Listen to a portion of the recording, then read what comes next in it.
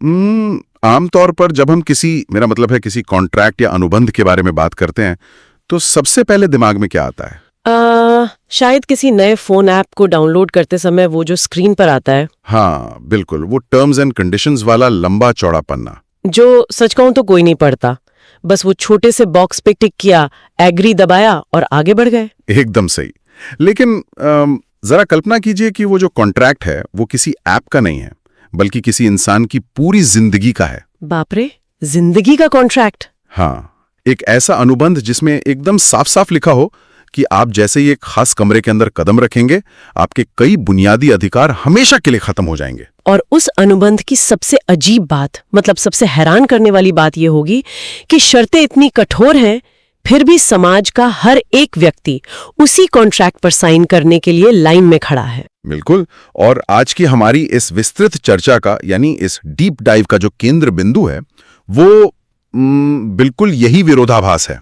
सही बात है। और हम आज जिस स्रोत के आधार पर तह तक जाने वाले हैं वो YouTube चैनल शक्ति का एक वीडियो है। हाँ, जिसमें आचार्य प्रशांत ने हाल ही में आई वेब सीरीज चिरैया के संदर्भ में बहुत बेबाक टिप्पणियां की हैं। हाँ, वैवाहिक बलात्कार, विवाह की संस्था और इंसानी मनोविज्ञान को लेकर। बिल्कुल। अब चर्चा शुरू करने से पहले ये साफ कर देना बहुत जरूरी है कि हमारा उद्देश्य किसी विचार, व्यक्ति या संस्था का समर्थन या विरोध करना बिल्कुल नहीं है। हाँ, हम किसी का पक्ष नहीं ले रहे हैं। स्रोत सामग्री में विवाह की कानूनी परिभाषा और हमारे समाज की सच्चाई के बारे में जो दार्शनिक दावे किए गए हैं, हम बस उनकी निष्पक्ष रूप से जांच कर रहे हैं। एकदम निष्पक्ष। हम बस ये समझने की कोशिश करेंगे कि उन दावों के पीछे का असली तर्क क्या है। सही कहा। तो स्रोत सामग्री जिस कानूनी तथ्य से अपनी बात शुरू करती है वो काफी सीधा है। 18 वर्ष से अधिक आयु होने पर विवाह के भीतर होने वाले जबरदन यौन संबंध को हमारा कानून अपराध या बलात्कार की श्रेणी में नहीं रखता। बिल्कुल। अब देखिए, इस कानूनी पहलू को अक्सर बहुत ही तकनीकी नजरिए से देखा जाता है, लेकिन जो वीडियो है वो इसे एक एकदम अलग चश्मे से दिखाता है। अलग चश्मे से मतलब कैसे? मतलब वीडियो के अनुसार कानून बनाने वाले या हमारी अदालतें समाज से कुछ भी छिपा नहीं रहे। अच्छा। हाँ, जब भी वैवाहिक बलात्कार को अपराध घोषित करने की बात उठती है तो उच्च न्यायालयों और सर्वोच्च न्यायालय में अक्सर एक ही तर्क सामने आता है कि विवाह की संस्था ढह जाएगी। एकदम सही। कहा जाता है कि अगर इसे अपराध मान लिया गया तो इंस्टीट्यूशन ऑफ मैरिज पूरी तरह से खत्म हो जाएगी। हाँ, तो इसका सीधा अर्थ ये निकलता है कि समाज और कानून दोनों की नजर में विवाह की बुनियाद ही इसी बात पर टिकी है। हाँ, कि पत्नी के शरीर पर पति का एक तरह का निर्विवाद स्वामित्व है, ओनरशिप है। बाप रे, मतलब अगर वो ओनरशिप छिन गई तो विवाह का ढांचा ही नहीं बचेगा। बिल्कुल, स्रोत का यही तर्क है। तो इसका मतलब ये हुआ कि इस पूरी व्यवस्था में कोई पाखंड या धोखा नहीं है।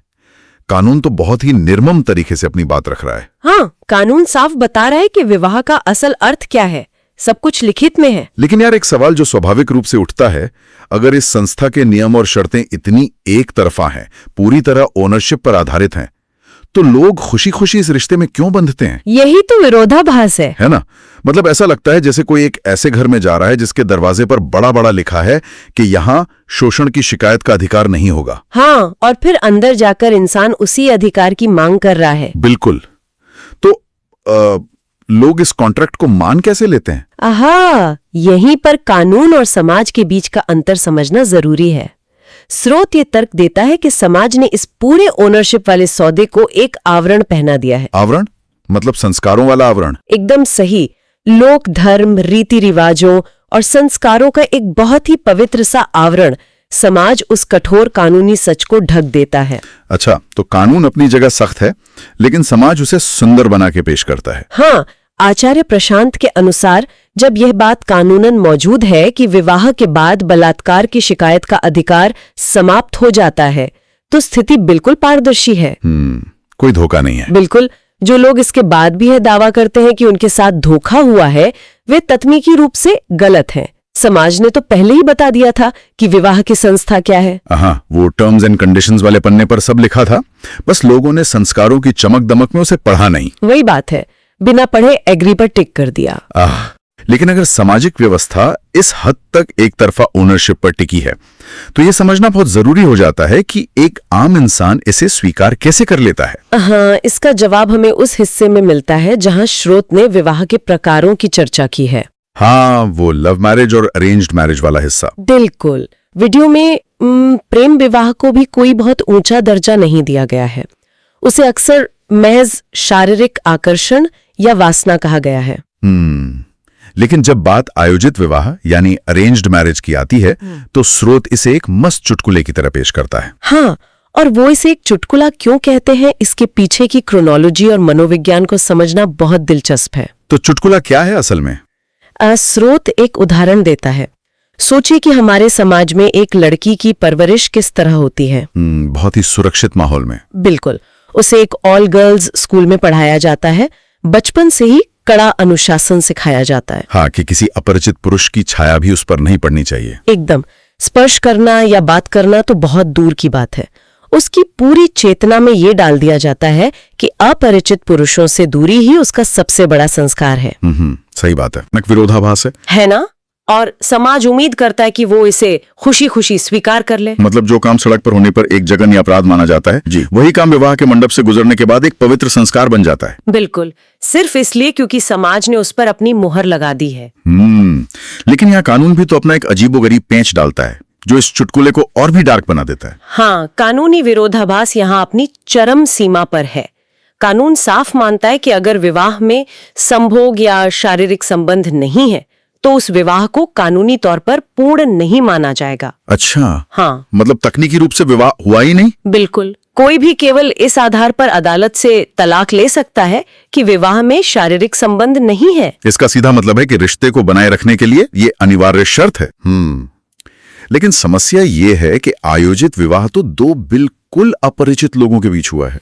हाँ, और उन दो अपरिचितों के बीच रातों रात प्रेम तो पैदा नहीं हो सकता। एकदम नहीं। लेकिन यहाँ एक तर्क ये भी दिया जा सकता है कि शायद समय के साथ उन दो अपरिचितों के बीच प्रेम पनप जाए। लोग ऐसा अक्सर कहते हैं। हाँ, कहते हैं ना कि साथ रहते रहते समझ विकसित हो जाती है, एक भावनात्मक जुड़ाव बन जाता है। क्या ये संभव नहीं है कि वो अनिवार्य संबंध बाद में गहरे प्रेम में बदल जाए? देखिए, समाज अक्सर इसी उम्मीद पर टिका रहता है, लेकिन स्रोत सामग्री इस धारणा को पूरी तरह से खारिज करती है। खारिज करती है? मतलब वो इसे एक खोखली उम्मीद मानते हैं। बिल्कुल। स्रोत का तर्क है कि प्रेम कोई ऐसी चीज नहीं है जो सिर्फ एक छत के नीचे रहने से पैदा हो जाए। उसमें एक शब्द इस्तेमाल किया गया है कि जिसके साथ किसी व्यक्ति की चेतना कभी नाची नहीं। चेतना नाची नहीं? अच्छा। हाँ, जिसके साथ विचारों का, आत्मा का कोई गहरा जुड़ाव नहीं हुआ, उसके साथ केवल एक कानूनी समझौते के तहत रातों रात शारीरिक संबंध बनाना प्रेम कैसे हो सकता है? सही बात है। कानून केवल शरीर के मिलन की बात करता है, वो प्रेम की अनिवार्यता नहीं थोपता। बिल्कुल। इसलिए निष्कर्ष ये निकलता है कि जब दो अपरिचित बिना किसी पूर्व प्रेम के शारीरिक संबंध बनाते हैं, क्योंकि ऐसा करना व्यवस्था में अनिवार्य है, हाँ, तो मनोवैज्ञानिक और तकनीकी स्तर पर वो जबरदस्ती ही है, भले ही उसे एक पवित्र विवाह का नाम दे दिया गया हो। बाप रे। तो अगर हम इस तर्क की कड़ी को आगे जोड़ें तो बात ये निकल कर आती है कि आयोजित विवाह में प्रेम मूल रूप से नदारत है। एकदम नदारत। और ये केवल एक शारीरिक और सामाजिक समझौता है जिसे कानून सख्ती से मान्यता देता है। हाँ, लेकिन ये सवाल बहुत परेशान करने वाला है। अगर ये पूरी व्यवस्था इतनी ही खोखली है तो मानव सभ्यता ने इसे सदियों से बचाकर क्यों रखा है? लोग इस रास्ते को इतने सहज तरीके से क्यों चुनते हैं, यही सवाल है ना। हाँ, मतलब लोग खुद होकर इस जाल में क्यों फंसते हैं? यहीं से ये चर्चा सिर्फ कानून से आगे बढ़कर इंसान के मनोविज्ञान की सबसे गहरी परतों में प्रवेश करती है। अच्छा, मनोविज्ञान। हाँ, स्रोत इसका जो कारण बताता है वो बहुत सीधा और चुभने वाला है। क्या कारण है? इंसान का अपना अहंकार और उसकी प्रेम करने की अक्षमता। अहंकार? हाँ, ये पूरी व्यवस्था असल में इंसान की कमजोरियों को ढकने का एक साधन मात्र है। हाँ, इसका मतलब ये है कि विवाह की इस संस्था को टिकाए रखने के पीछे हमारा अहंकार काम कर रहा है। बिल्कुल। लेकिन प्रेम और अहंकार का ये जो द्वंद्व है ये थोड़ा जटिल लगता है। अगर हम मान लें कि इंसान असल में प्रेम चाहता ही नहीं है और केवल अपनी असुरक्षाओं को ढकने के लिए एक व्यवस्था चाहता है, तो ये काम कैसे करता है? इसे समझने के लिए हमें प्रेम की असली प्रकृति को देखना होगा, जैसा स्रोत में बताया गया है। देखिए, प्रेम कोई ऐसी चीज नहीं है जो आपको बैठे बिठाए खैरात में मिल जाए। प्रेम काबिलियत मांगता है। हाँ, मतलब मेहनत करनी पड़ती है। एकदम। प्रेम करने के लिए इंसान को सीखना पड़ता है, खुद को बेहतर बनाना पड़ता है और सबसे बड़ी बात, अपनी कमियों से ऊपर उठना पड़ता है। लेकिन आयोजित विवाह की व्यवस्था में खुद को बेहतर बनाने या उस स्तर तक उठने का कोई झंझट ही नहीं होता। हाँ, क्योंकि फूफी, बुआ या कोई पंडित कुंडली मिलाकर रिश्ता तय कर ही देंगे। बिल्कुल, किसी को प्रेम के काबिल बनने की जरूरत ही नहीं है। ये तो ऐसा है जैसे कोई व्यक्ति बिना कोई मेहनत किए, बिना कोई परीक्षा पास किए, केवल किसी जुगाड़ से सबसे ऊंची डिग्री हासिल कर ले। एकदम सही उदाहरण है। उसे वो डिग्री मिल तो जाएगी, लेकिन उसके भीतर उस ज्ञान की शून्यता हमेशा रहेगी। हाँ। और मुझे याद आ रहा है, इसी शून्यता को दर्शाने के लिए स्रोत सामग्री में एक बहुत ही तीखा रूपक इस्तेमाल किया गया है। हाँ, वो एनिमल हस्बेंड्री वाला। हाँ, एनिमल हस्बेंड्री का। ये तुलना इतनी सीधी है कि ये सुनने वाले को असहज कर देती है। बिल्कुल, और वो असहजता जानबूझकर पैदा की गई है ताकि उस संस्कारों वाले आवरण को तोड़ा जा सके। तो स्रोत में हस्बैंड शब्द का क्या अर्थ बताया है? स्रोत में सवाल उठाया गया है कि हस्बैंड शब्द का असल अर्थ क्या है। इसकी तुलना चिड़ियाघर की हस्बेंड्री से की गई है। चिड़ियाघर? बाप रे। हाँ, हस्बेंड्री में क्या होता है, वहां एक नर और एक मादा को केवल एक बाड़े या कमरे में धकेल दिया जाता है ताकि प्रजाति आगे बढ़ सके। बस बच्चे पैदा करने के लिए। बिल्कुल, उनका आपस में कोई वैचारिक या आत्मिक जुड़ाव है या नहीं, इससे उस व्यवस्था को कोई फर्क नहीं पड़ता। मतलब इंसान ने प्रेम जैसी सबसे सूक्ष्म और अनमोल चीज को गिराकर उसे महज एक जैविक आवश्यकता बना दिया है। हाँ, स्रोत का तर्क यही है, इसे बहुत सस्ती चीज बना दिया गया है। ये देखना सच में विस्मयकारी है। मतलब इंसान अपनी कमियों को, अपनी प्रेम करने की अक्षमता को छिपाने के लिए कितनी बड़ी व्यवस्था खड़ी कर लेता है। बिल्कुल। कुंडली मिलान से लेकर गोत्र और जाति देखने तक पूरी एक इंडस्ट्री चल रही है। हाँ, पूरी की पूरी इंडस्ट्री। लेकिन वो जो बात थी अहंकार के डर की, वो अभी भी पूरी तरह से स्पष्ट नहीं हुई। अहंकार आखिर प्रेम से इतना घबराता क्यों है? हाँ, क्योंकि सच्चे प्रेम में अहंकार का विगलन होता है। विगलन? हाँ, विगलन, यानी अंग्रेजी में कहें तो डिसोल्यूशन, पूरी तरह से पिघल जाना, मिट जाना। अच्छा। स्रोत यह स्पष्ट करता है कि प्रेम में इंसान को अपना मैं, अपना ये भाव कि मैं कुछ हूं, मिटाना पड़ता है। प्रेम समर्पण मांगता है। और इंसान का अहंकार मिटने से सबसे ज्यादा घबराता है। एकदम सही। इसलिए इंसान जीवन के हर क्षेत्र में, खासकर रिश्तों में, ऐसे रास्ते खोजता है जहां उसे खुद को मिटाना ना पड़े। और आयोजित विवाह एक ऐसा ही सुरक्षित रास्ता है? बिल्कुल, ये एक गारंटी शुदा और सस्ता रास्ता है जहां अहंकार को कोई चोट नहीं पहुंचती, कोई रिजेक्शन नहीं झेलना पड़ता। हाँ, ये बात उस हिस्से से बहुत गहराई से जुड़ती है जहां स्रोत कहता है कि लोग बाहर प्यार दे का कटोरा लेकर घूमते हैं। हाँ, वो 8वीं क्लास वाला उदाहरण। बिल्कुल, 8वीं क्लास से ही एक व्यक्ति प्यार की तलाश में बाहर भीख मांगने लगता है, लेकिन जो भीतर बैठा हुआ है, जो उसका अपना स्वयं है, हाँ, उससे कभी परिचय ही नहीं करता। यह एक तरह का खालीपन है जिसे वो दूसरे इंसान से भरना चाहता है, लेकिन बिना अपना अहंकार छोड़े। और यही उस खालीपन की सबसे बड़ी त्रासदी है। जो व्यक्ति खुद को नहीं जानता, जिसके भीतर अपने ही स्वयं को लेकर अंधकार है, वह किसी दूसरे को क्या जानेगा? वो किसी दूसरे से क्या प्रेम करेगा? बिल्कुल। स्रोत का सबसे बड़ा प्रहार इसी बिंदु पर है। अगर समाज से आयोजित विवाह की यह बनी बनाई व्यवस्था हटा ली जाए तो क्या होगा? तो बहुत से लोगों को जीवन भर कोई साथी ही नहीं मिलेगा। बाप रे, सच में? हाँ। क्यों? क्योंकि उनमें वो काबिलियत ही नहीं है कि वे अपने दम पर किसी दूसरे इंसान के साथ एक सच्चा और गहरा जुड़ाव बना सकें।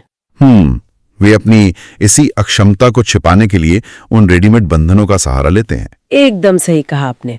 ये पूरा विश्लेषण एक तरह से समाज की उस धारणा को आईना दिखाता है जहां हम मानते हैं कि हम बहुत संस्कारी हैं और हमारी विवाह संस्था दुनिया में सबसे अच्छी है। बिल्कुल, लेकिन स्रोत के तर्कों के अनुसार असल में ये व्यवस्था डरे हुए इंसानों द्वारा बनाई गई है। हाँ, डरे हुए इंसान जो अपने अहंकार को बचाना चाहते हैं। लोग इतने बेताब हैं कि वे एक ऐसी व्यवस्था का हिस्सा बन जाते हैं जहां प्रेम की कोई गारंटी नहीं है, बस एक कानूनी और सामाजिक ठप्पा है। और फिर जब उसी व्यवस्था के भीतर शोषण होता है, जिसे वेब सीरीज चिरैया में वैवाहिक बलात्कार के रूप में दिखाया गया है, तो समाज हैरान होने का नाटक करता है। बिल्कुल।